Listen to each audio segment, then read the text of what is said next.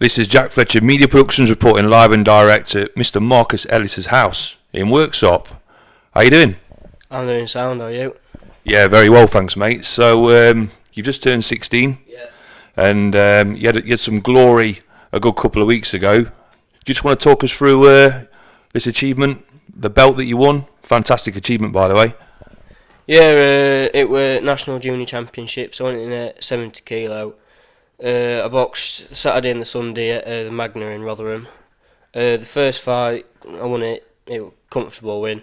I've boxed a lad before. The second fight in the final, the boy were about 6'4". He was giant, and that were a hard fight. That way, I won first round like really comfortable, but it was just because I was so small. It was using up all my energy, and the second and third round were hard, but I got through it anyway. So, just for clarity, the national championships at your weight category of 70 kilograms, 15 years of age at the time, best in England then? Yeah.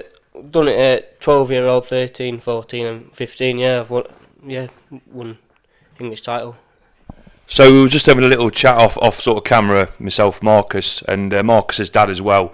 And Marcus started boxing when he was 6 years old. What got you into boxing? I mean, obviously your dad was a big influence on that, but you just talk me through your boxing journey from the beginning. Yeah, well, I'd just gone to a primary school, just started. I was always fighting, and I ended up having to move because I was like beating kids up.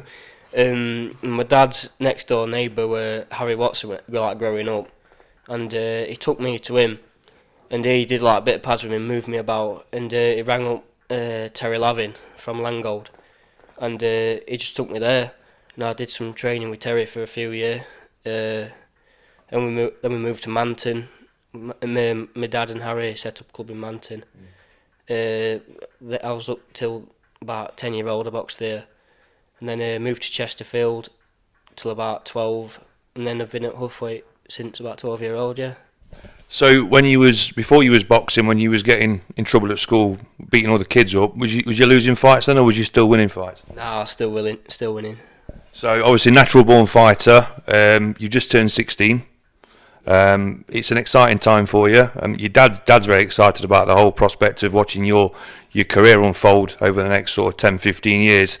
How many fights have you had altogether now then? 36, yeah. 129. So you've just turned 16, you've already had 36 fights. Yeah. Best in England. Fighting out a Huthwaite boxing gym. Managed by Scott Kalo?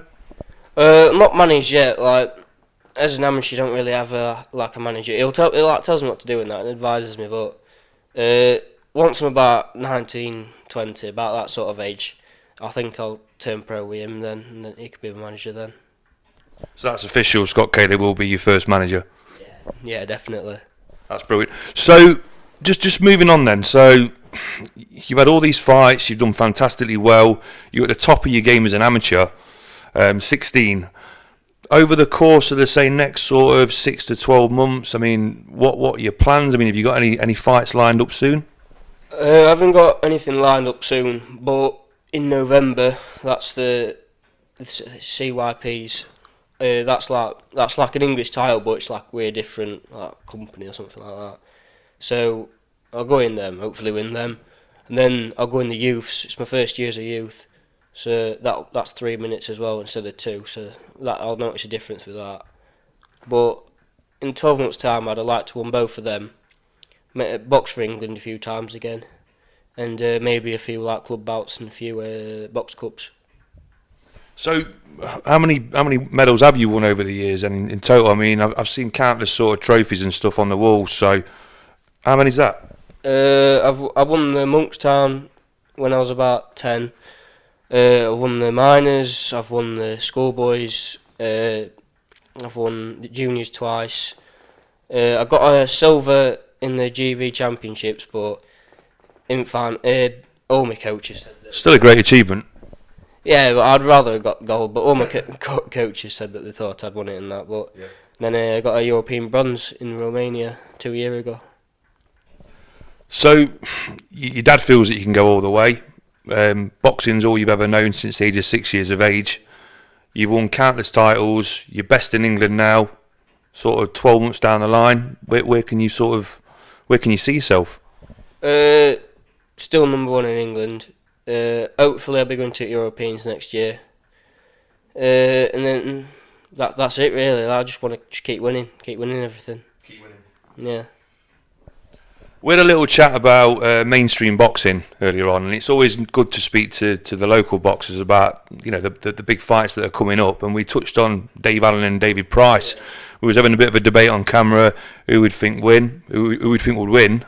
So I mean, what's your viewpoint on that? Do you reckon it's going to be a Dave Allen win, or do you reckon David Price is going to come back and get on the victory streak again? Well, it's a 50-50 fight, isn't it? But it depends how it goes, because Dave Allen will be there all day, won't he? He can take fist all day, and he's got a good engine now that he's training properly. But if he gets caught early, I think Price has a chance of knocking him out early. But if he don't catch him early, I think David Price will just walk him down and knock him out later on, probably like round 9ish. Who's your biggest inspiration in boxing? I don't really have like a pro like someone to look up to, but probably Harry Watson, who first got me into it, because he taught me everything that I do now, and I always look, because he were a pro, and he boxed Dave Allen, not Dave Allen, Dave Boy Green, boxed him twice. He beat him twice as an amateur. He boxed Clinton McKenzie. What's his name? He beat Roberto Duran. Not Club Lang. That's off Rocky. I forget his name, but he was a British champion. He beat him. But yeah, just looked up to him. I just wanted to be like him. To be fair though, I do love Rocky, and I think Clubber Lang, aka Mr. T, was quite a good opponent for Rocky, but not as good as Ivan Drago. Oh no, he was a beast, wasn't he? He was an absolute beast. What's your favourite Rocky film? Rocky 4, definitely. When he goes to Russia and beats him up, doesn't he? Can you do a good if he dies impression? Oh no, I can't do that. That's embarrassing. I can't do them ones now. Is anyone you want to thank in particular before we wrap up the interview, Marcus? Yeah. Obviously Scott does all my training with me. Dale McPhilbin and Clinton at Phoenix, they always work with me.